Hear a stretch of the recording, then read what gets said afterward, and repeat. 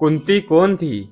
पौराणिक कथा के अनुसार कुंती यदुवंश के राजा सूरसेन की पुत्री थी। बचपन में उसका नाम प्रथा था। राजा सूरसेन के फुफेरे भाई कुंती भोज निसंतान थे। उन्होंने कुंती को गोद लेकर उसका पालन पोषण किया। एक बार कुंती ने अपने यहाँ पधारे हुए ऋषि दुर्वासा की ऐसी सेवा की कि उन्होंने प्रसन्न होकर उसे वरदान मांगने को कहा। ऋषि दुर्वासा ने कुंती को वर देते हुए कहा, मैं तुम्हें ऐसा देवी मंत्र दे रहा हूँ जिसका प्रयोग कर तुम किसी भी देवता को आमंत्रित कर सकती हो। इसका प्रयोग आवश्यकता पड़ने पर ही करना। कुंती ने कौमार्यावस्था में कौतूहलवश प्रकृति के तेजस्वी देवता सूर्य का ध्यान किया। वरदान के अनुरूप उसने सूर्य जैसे तेजस्वी बालक को जन्म दिया। लोक अपवाद के भय से एकांत साधना का बहाना बनाकर वह 1 वर्ष महल में कैद रही। विश्वास पात्र दासियों की सहायता से उसने अपने पुत्र कर्ण को जन्म देकर नदी में बहा दिया। हस्तिनापुर के राजा विचित्रवीर्य के छोटे पुत्र पांडु से उसका विवाह हुआ। पांडु के बड़े भाई धृतराष्ट्र अंधे थे। पांडु ने अपने पराक्रम से अनेक राज्यों को जीता था। वे हमेशा अपनी दोनों पत्नियों कुंती और माद्री के साथ हिमालय में रहा करते थे। पांडु अचानक क्षय रोग के शिकार हो गए और संतान उत्पत्ति के अयोग्य हो गए। अतः कुंती ने ऋषि दुर्वासा के वरदान से 3 पुत्रों को जन्म दिया जो युधिष्ठिर, अर्जुन तथा भीम थे।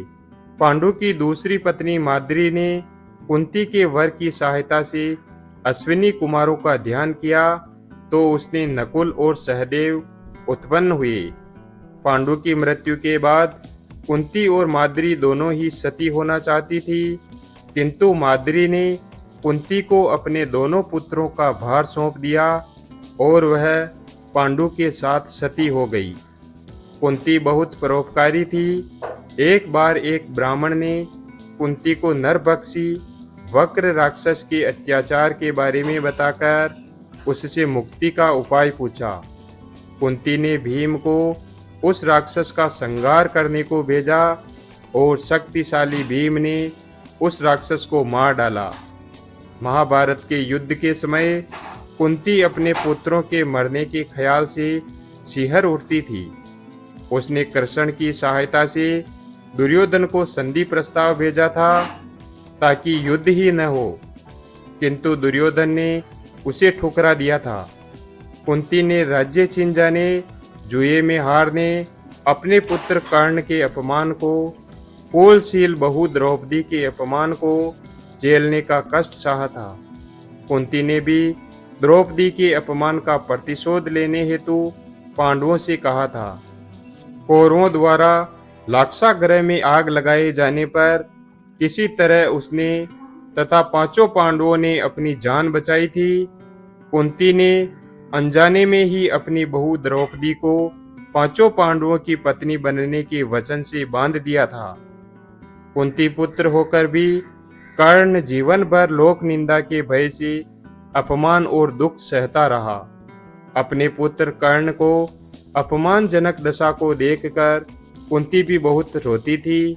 लोक निंदा के भय से उसने जन्मजात कवच और सोने का कुंडल धारण किए हुए कर्ण को अंत तक अपना पुत्र न कह पाने की पीड़ा भी झेली। कर्ण के समक्ष 5 पांडवों की प्राण रक्षा की भीख मांगकर पुत्रों के प्रति अपने स्नेह को प्रकट किया।